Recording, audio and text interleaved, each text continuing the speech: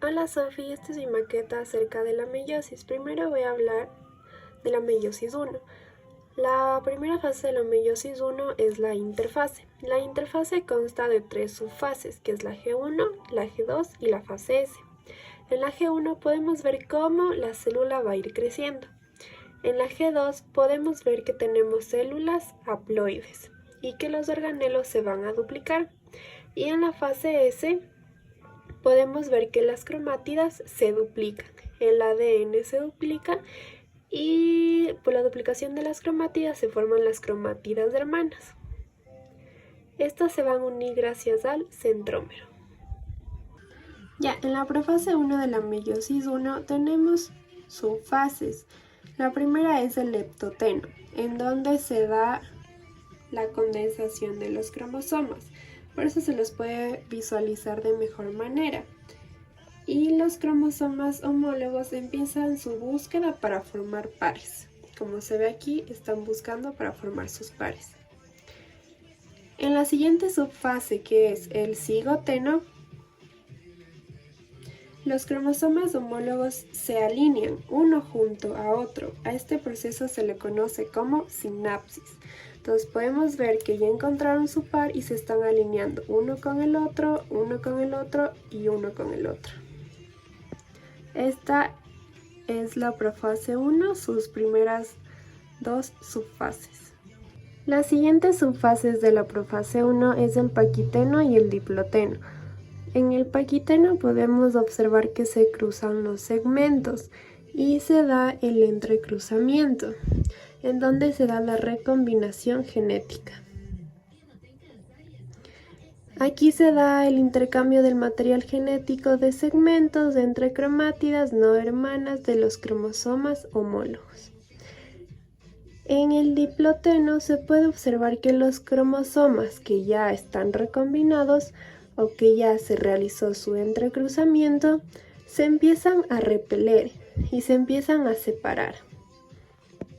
Como última subfase de la profase 1, meiosis 1, tenemos la diacinesis, en donde podemos observar que se termina la condensación de los cromosomas y se empieza a formar el huso mitótico.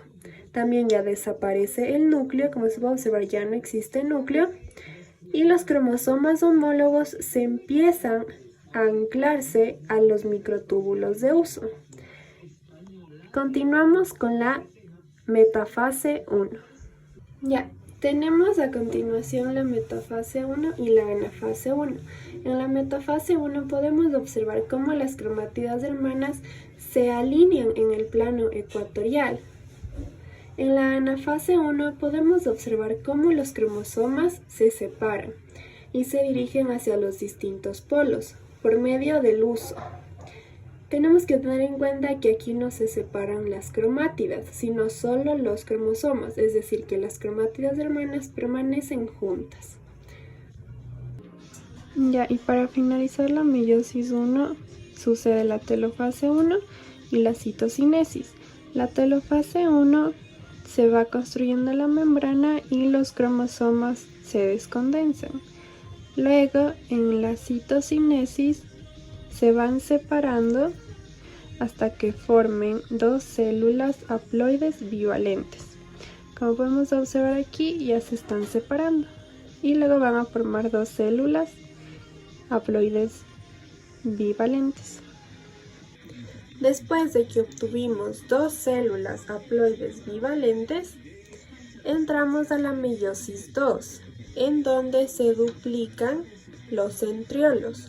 El ADN ya no se vuelve a duplicar en la meiosis 2. Entonces, entramos a la profase número 2. Se forman los microtúbulos de huso, como se puede observar. Se da la condensación de los cromosomas, ya se los puede visualizar de mejor manera. Y se da la desaparición de la envoltura nuclear. Ya, después de la profase 2 procedemos a la metafase 2, en donde se puede observar el alineamiento de los cromosomas, que se posicionan sobre la placa metafísica. Esta es la metafase 2.